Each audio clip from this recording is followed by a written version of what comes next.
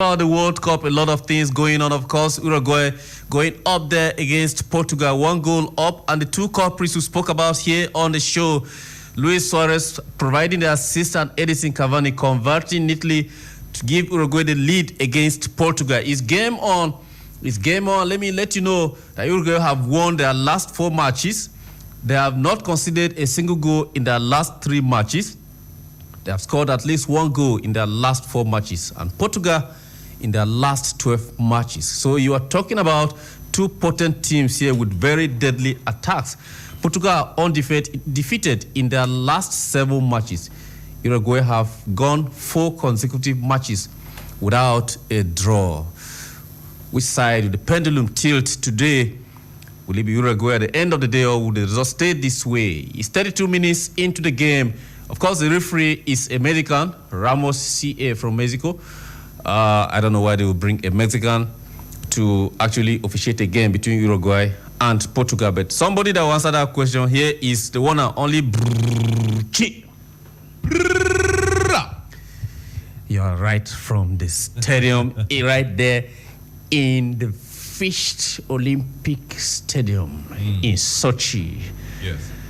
And how is it being there? How was the atmosphere right there? Well, so far so good. Good evening, ladies and gentlemen. Of course, a fantastic match we had earlier today.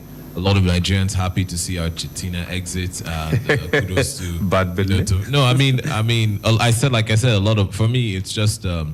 I think it was inevitable because, like I said earlier, this is an Argentina that's a shadow of themselves. Sure. This is not the same Argentina we saw 4 years ago that played Germany in the final. Yes. And, it's just the team was a shamble from day one. And it was lucky that they even got to the stage that we met them in. Yes. Because I don't think if Argentina was fully at their best, fully coordinated, we may not even have stood a chance. But I believe that the reason why is because we believed we stood a chance because this was a deflated Argentinian side. Yes. Unfortunately, they got the better of us and walked away with that victory. But just like in any competition, the higher you go, the harder it is because it weeds out the rest to get to the best of the best. Yes. And they met a French side, a young, vibrant French side who were ready, who were not shy in front of the goal, who took all their chances, exactly. and scored their goals. They came from it was a 2-1 deficit. They came from behind to actually beat Argentina. Yes. And the kudos to them on that. Right now, the game going on. Cavani, I think in the 15th or 14th minute, scoring that beautiful goal against Portugal right now. Yes. A lot of people's money is on Portugal because, of course, the big names are there. It's the home of the Christie, the one and only Christie. But I'm not going to lie. With the painted, I don't know that as goatee. What do you call his hair at the base of the lower lip? He painted it in gold. Yes. Today, looking all different, but of course. It's a big game, I must say. We have some of the best players on this pitch right now playing. Very, very good players, I must say, across leagues in the world, especially in Europe, especially in La Liga. We have big players there play, and Ligue 1 as well. Cavani and Ronaldo there and Suarez. Those 3 players alone are terrible. Somebody is here on the line, of course. Okay, the call has dropped. Keep your calls coming in because of you, we're here. That's the reason why we're here. So keep your calls coming in as we discuss. 081 89 991011. But shortly before you came, I said something here about continuity. Yes. Coach Oscar has been with these guys, the Uruguay team, for 12 years. Mm-hmm. And you can see the result in what is on the pitch. It is. And what he does. He sits there quietly, but when he steps out, the message is sensed. They read his face and they do understand. And I was thinking, can we borrow a leaf from this? But continuity. No, continuity is very important, especially since the Uruguayan Football Federation have allowed him to build the team. I mean, this is a team that played together. They've been around. They played together. I mean, the likes of Cavani, the likes of Suarez since 2010. This is a team that they know each other. They know each other's play. They're a cohesive unit. And of course, he's been able to marshal this team up to do the job and get it right. And I think, like you said, consistency is key. It builds up stability, especially if you allow a coach, a long-running coach, to be there to put in his own input, not interfering in his day-to-day, put in his own input, understand the team, And it takes time to build a formidable team. It's not something that you bring a collection of superstars. And it also takes a strong will and a resilient kind of man to marshal the said resources you have, to utilize them and use them at your best resource. And like you said, I think it might just be his style. He's a very a commanding coach. He doesn't really talk much, but like you said, his presence alone. And there's a lot of love and a lot of respect, mutual respect on and off the pitch between the players and the coach. So it goes a long way. It does go a long way towards fostering a fighting force, a cohesive unit, especially in a team. We have seen Ronaldo miss a free kick already, which is one of his trademark ways to score. I mean, he hit it against the wall, and we're wondering, Messi missed a penalty in the opening game against Iceland. He also missed Ronaldo also missed a penalty. Yeah, Ronaldo did miss a penalty as well, even though today Messi didn't have a chance to even take it. Of course, he took two free kicks, but they were all awful, very awful. Yes. Ronaldo has had a chance of taking one that went straight into the wall. Do you see he must be intense? I see some level of tension in his face, but I would expect that at this level, it's a knockout. You lose, you go home. You win, you stay. So. It's a tense game, so definitely the tension is going to be there. But then you have to also give credit where credit is due. So far, so good. This World Cup we have. I mean, Suarez had a chance, but he missed out too on the free kick. It is what it is. But that was a wonderful save by the Portuguese keeper. I mean, it was a wonderful save. Just right there on the line, and he was able to dive and stretch fully to get that out. It was a wonderful save. And the Uruguayans are actually pressing hard. But then I think, like you said, there was something you said earlier when I was listening to you on my way here, and you were talking about the unpredictable nature of the Portuguese team. Yes. And I think that has been the cross that nailed Argentina to the cross today, exactly. In the sense that they play a sort of game where it's everybody get the ball to Messi, and let's see where Messi's brilliance happens. If you can't get the ball to Messi, Messi's having a bad game. The whole country, the whole team has a bad game.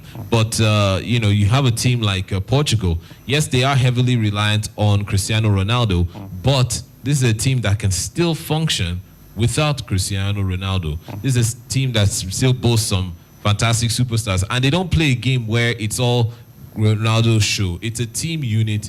Ronaldo does his part. Most times he sets up some very brilliant goals that are scored. He scores himself, which is an added advantage. But this is a team that is it's not the same as Argentina in any way, shape, or form. This is a team that I think can function better as a unit without relying on one individual star. Portugal not rely on one individual star. It's 40 minutes in that game. We're 5 minutes to go in the first half, and we'll see what the rest of the game turns out to be. Of course, people who called in on the program here wished Portugal good luck, and they want Portugal to win against a hard-fighting Uruguay. Do not forget that Uruguay have somebody in that team who provided the assist for Cavani to score that goal. When worst comes to worst, he either bites or he holds the ball right on the line. He becomes a goalkeeper. He's known for that. He did that against Ghanaians will never forgive him or forget him. Italians will not forgive or forget him. He's known for that. So I just hope today he doesn't get into the bad books of the Portuguese doing one more thing that will infuriate another country. Of course, it's almost a persona non grata, almost, in some countries already. So we do have that in Luis Suarez. Of course, we put you some other news. Club football. Chelsea is in talks to sign the CSKA Moscow's Alexander Golovin, who has been a very, very, very, very massive player there for them. And of course, the fact that Couture might leave at the end of the season, the things are looking like Chelsea shaking up. They'll not be able to take that decision to get in a coach. To let Antonio Conte go will be very, very expensive because they have to pay him out and to bring in another coach. It's not the first time that they would breach contract. I think. But I think the payout for Mourinho was almost about 15 million when they with Abramovich having issues with his work permit in England and his visa working in the United Kingdom. The visa he went to get in Israel, they told him that if he uses it multiple times to re-enter the UK, it might also amount to some kind of problem, which we thought was as a result of the diplomatic row between Russia and most countries who are in partnership with the US, with the UK, with Germany, with some other countries who are against what is going on in that part of the world. Some other political thing that is stepping into the business of sports that are affecting. Of course, you say there on the program that will not affect the running of the club, but at this time, July starts tomorrow, and the club is yet to make an announcement as to if they're keeping the former manager or they're appointing a new manager. Arsenal were swift enough to persuade Arsene Wenger quietly behind the doors to step down, and he did, even though he announced that he retired. He did, and they were quick enough to bring in Emery, who is already making his signings and identifying players in this World Cup to sign. Of course, Real Madrid there, Zidane stepping down, and then the whole fracas at the Spanish national team, pulling out the national team coach and bringing him over to Madrid, is identifying players at the World Cup that he wants to sign. Many clubs have done that. Yes. It's time to settle down and do that. But I'm talking about Chelsea because I'm worried for the team, both financially, administratively, and, of course, in terms of football, what could come out of that club next season, even though they're not playing the Champions League, the beautiful football we love to watch in the UEFA Champions League. We're not going to have a lot of that with Chelsea this time around. They're going to play in the Europa like they did the other time, and they won. And they went back to the Champions League behind the door, having won the Europa and all that. So I'm looking at that is a source of concern. Do you think the situation at the club would attract big players to come in, go into the Europa, not Champions League? And two, not sure about his future right now, not having a coach. Big players at the World Cup like Eden Hazard, Thibaut Courtois, Willian, just name them. So many players. N'Golo Kante just displaced Messi today, marked him all through the game and all, showing what he's made of. Do you think those players will come back? Some of them are actually even triggered a release clause so that they can go to. No, I mean, I think it's going to be a rough season for Chelsea, especially with all the ups and downs that's going on. But this is a big team. This is a big team with deep pockets. Let's not forget that deep pockets. I think they'll be able to attract the right players that they need. Of course, we've seen signings of coaches and players happen even at the dying hour. The league isn't to kick off until about October. August. Yeah. August. Yes. So there's still a full month of activities to go on. I think right now everybody's focus is just on the World Cup. As soon as that routes up, all necessary buys and transfers, we're going to see a lot of cross-countrying and a lot of flying over within the transfer market. But right now, everybody's concern is the World Cup. A lot of talent agents and scouts looking out for the next big name or the next big star out of the World Cup towards signing. It's going to take some time. Yes, Chelsea are going through some difficulties right now. Yes. But like I said, it's going to all work itself out very soon. Eventually, it's all going to work out. And, of course, back to fighting ways. But you believe it will work out. Let's watch out and see how it will work out. Because at Arsenal, the song is different. Even though they're playing the Europa, of course, Unai Emery is not wasting any time. He already has identified the players he wants to sign, and the club is already in contact with some of these players. And, of course, we're hoping that our league, the MPL, will have a word. Is this the break still going to continue, or are we going to? We'll get D1 on the show this week to talk about that. After he has completed his investigations, we'll find out if the league will resume since we're out of the World Cup. The reason why the league took that break was primarily because of the World Cup, not because of anything. And then how can I maximize our calendar to rhyme with other leagues around the world, not just Europe, but in leagues where when we were going for national duties, it won't affect our players who are in those places. Of course, somebody is speaking about Luka Modric. His name is Harry Renab. He coached him at Tottenham, do not forget. He says many coaches have underrated and undermined the strength and potentials of Luka Modric, but he's happy that the player he once worked with and mentored and taught things is doing the greatest at the World Cup for Croatia. Do you agree with Harry's assessment that Modric has been a little bit underrated? Wenger refused to sign him at some point because he was a fringe player. Of course.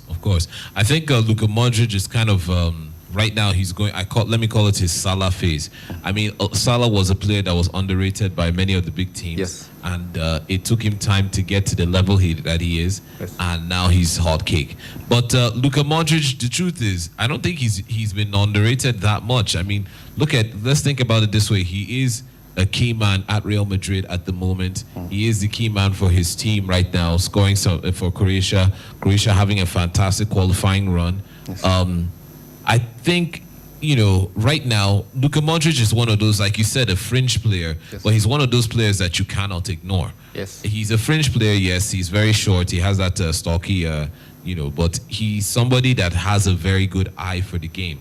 And I think any big team, any team that has a player like Luka Modric on their side in the midfield, is very, very lucky. Exactly. He knows how to feed those balls. He knows how to go forward.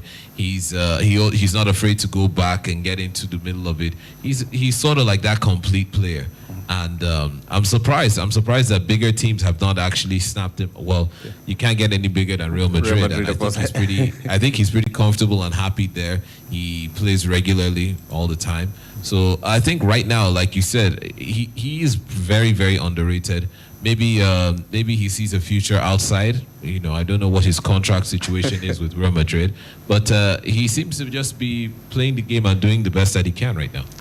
All right, it's halftime. Portugal against Uruguay, and it's 1-0 advantage Uruguay. As we go into the halftime, we'll see what happens in that game. Of course, Buchi, yesterday, the Tigers played yesterday the FIBA 2019 qualifiers, and they actually thrashed Uganda. It was a very massive game in the Indo Sports Hall. Lagos National Stadium, 109-66. Massive scoreline. They are back to their base. They are back to the game. Play in front of the home fans. That was a massive game for them. Of course, Coach Alex Mora has listed a very strong team, and they actually proved that they are what the world should look out for come next year, 2019. And of course, game is ongoing between them and Rwanda. The whole of that championship, that qualifying series wraps up tomorrow. So watch out to see, of course, but this I think this is a good one, because we spoke about the fact that basketball has been restructured, has been placed back in the position where it ought to belong administratively. And now with this new set of players, this new team that Coach Mora has assembled, it seems we're getting there. What are your expectations for the World Championship next year? Big things. I'm expecting big things, definitely. These guys are the champions of Africa, although they were dispossessed. Yes. But it seems like they're getting they're finding their foot again and building up again, just like it is when you're pushed down and you're knocked down. Yes. You take that time, you build your team up, and you come back again stronger and harder. It seems like they're on that path of rediscovering and reconnecting and rebuilding. And kudos to them, especially for the victory. We're with them as they're playing their next game. And we hope for more victories and, of course, to be a better, stronger squad so that, of course, a squad that can take on the world anytime, any day. A squad that can take on the world anytime, any day, and that's what Portugal need to do against Uruguay when they come back in the second half of this team. So, Buchi, your final words before we go on a final break and get out of the studio. So far, so good. The World Cup has been fantastic. Any surprises so far? No, surprises have to be Germany. I think that's my biggest surprise. Yeah. Nobody expected the defending champions to be pushed out the way they did. But then I believe this is a World Cup of surprises. We've seen a lot of surprise teams do a lot of surprising things. Yes. And we might just get a new champion, new crown champion. Sorry to Argentina. Sorry, but we're not sorry. But I'm sorry, but I'm not sorry. So kudos to Argentina. They played their game, and everybody just enjoy the World Cup. I know a lot of vested interests are off the World Cup since no African team is there. But, this is for the love of the game. Let's just enjoy the game and celebrate the winners and, of course, console the losers. Enjoy the game, celebrate the winners. Who will be the winners? Tomorrow on the stadium, of course, the next subsequent editions of the stadium as they come all through the week, shall be talking about the possibilities of who will win the World Cup and who might get knocked out. We had the first casualties of the round of 16 today. Argentina. Is Portugal on the verge of leaving, or with the tides turned around the other way against Uruguay? We don't know, but at the end of today, we'll get to know who stays and who goes. Join us again in the subsequent editions of the stadium here on Human Rights Radio, 101.1 FM, redefining broadcasting. Of course, with you out there and with us here, we are one team. If we take on any team in the world, I'm sure we will defeat them. So stay safe. Have a good night rest. We love you. We're out. Allahu Akbar.